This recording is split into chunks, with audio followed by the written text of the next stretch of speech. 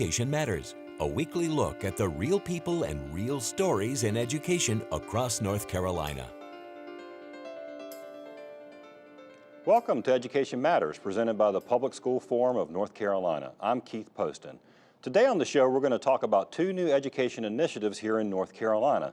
The first is the North Carolina Innovative School District, formerly known as the Achievement School District. The Innovative School District is set to announce a list of low-performing schools later this fall that could be taken over by this new state effort next school year. We had the superintendent up in segment 1 to discuss. In the second segment, we're going to talk to a teacher and an administrator from Chapel Hill Carrboro City Schools. The district was one of 6 school systems just selected by the state to pilot different ways to pay teachers.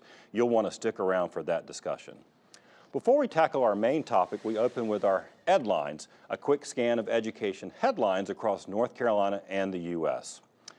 There were some fireworks at last week's State Board of Education meeting, and this time it didn't involve the power struggle between the board and the state superintendent.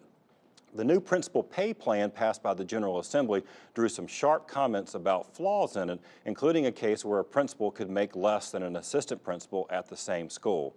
But the larger concerns voiced were about how the bonus-heavy plan may deter the principals from high-poverty schools because the largest salary bumps rely heavily on student test scores, which tend to lag in those schools. DPI said it will bring stakeholders together to suggest fixes to the General Assembly. Another contentious discussion revolved around the Every Student Succeeds Act, or ESSA plan, that is due to the U.S. Department of Education in September. State board members complained that the draft plan prepared by DPI is too status quo, that was a quote, and that also that the school performance measures that were championed by many teachers had been ignored for a continued heavy reliance on testing. The Charlotte Observer reported this past week about ethics concerns at 2 Charlotte area charter schools. Thunderbird Prep in Cornelius has asked for permission to turn over operations of the school to a charter management organization, Veritas Charter School Service. The CEO of that company is under investigation by the South Carolina Ethics Commission over possible fiscal mismanagement and ethical conflicts at the school she runs. The other school is Aristotle Prep in Charlotte. They want to hand over its operations to a new charter management company founded by some major players in North Carolina's school choice scene, including a member of the North Carolina Charter School Advisory Board. I'll have more to say about that in my final word.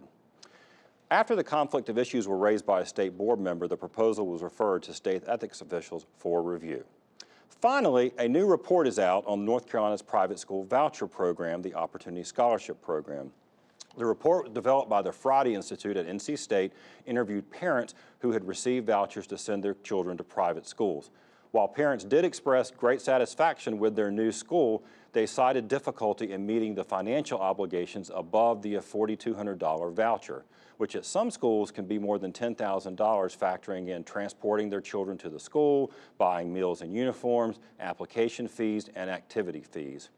Private schools participating in the program did report to the Friday Institute that the program has helped them offset operating costs and reduce expenses for students already attending their schools, and the program has been credited with helping reverse years of declining enrollment in the state's private schools. Remember, you can visit the Public School Forum's website at ncforum.org, click on Education Matters, and read more about each of these Edlines as well as other topics we cover each week.